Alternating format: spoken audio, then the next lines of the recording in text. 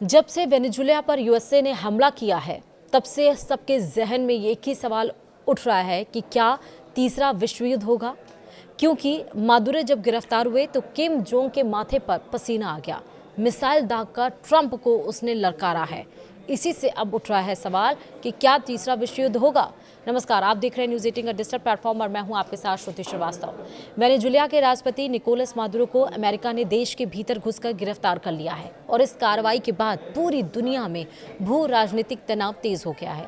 America के इस कदम को कोई देश अंतर्राष्ट्रीय कानून का खुला उल्लंघन बता रहे हैं, मतलब कई सारे देश। तो वहीं अमेरिका के विरोधी देश इशारों इशारों में जवाबी कार्रवाई की चेतावनी देने लगे हैं और इसी कड़ी में अब उत्तर कोरिया ने अमेरिका को सीधा संदेश देने के लिए मिसाइल लॉन्च कर दी है। यह इशारा है कि उत्तर कोरिया कितना ताकतवर है और अगर अमेरिका उसकी तरफ बढ़ा तो वह चुप नहीं बैठेगा। वहीं दक्षिण कोरिया की सेना के मुताबिक उत्तर कोरिया ने रविवार सुबह यानी कि 4 जनवरी सुबह कई बैलिस्टिक मिसाइलें समुद्र की दिशा में दागी। ये मिसाइलें राजधानी योंगयांग के आसपास के इलाकों से दागी गई और पूर्वी समुद्री क्षेत्र की ओर गई। हालांकि मिसाइलों की रेंज और सटीक क्षमता को लेकर फिलहाल कोई विस्तृत जानकारी साझा नहीं की गई है। जापान भी इस लॉन्च से अलर्ट हो गया है और देश में इमरजेंसी अलर्ट भेजे गए हैं। वहीं दक्षिण कोरिया के जॉइंट चीफ्स ऑफ स्टाफ ने बताया कि लॉन्च के बाद निगरानी बढ़ा दी गई है और अमेरिका और जापान के साथ लगातार सूचनाएं साझा की जा रही हैं।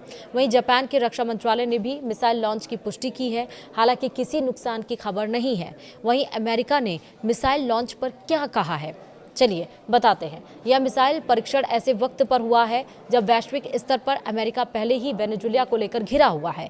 अमेरिकी राष्ट्रपति डोनाल्ड ट्रंप ने दावा किया है कि अमेरिकी बलों ने बड़े पैमाने पर सैन्य कार्रवाई के बाद मादुरो को हिरासत में लिया है और इसके बाद से रूस, चीन और ईरान जैसे देश अमेरिका की मंशा पर सवाल उठा रहे हैं।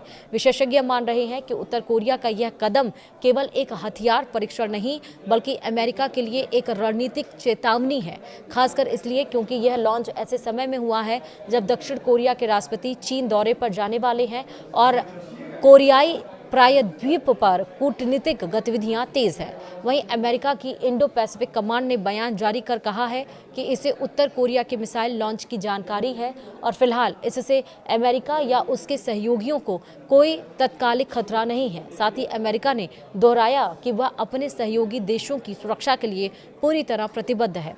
गौरतलब है कि इससे पहले भी उत्तर कोरिया ने क्रूज मिसाइल परीक्षण किए थे और अपनी पहली न्यूक्लियर पावर्ड पनडुब्बी के निर्माण की तस्वीरें जारी कर दुनिया को चौंकाया था। अब वेनेजुएला संकट के बीच यह मिसाइल लॉन्च संकेत देता है कि वैश्विक शक्ति संतुलन तेजी से अस्थिर होता जा रहा है।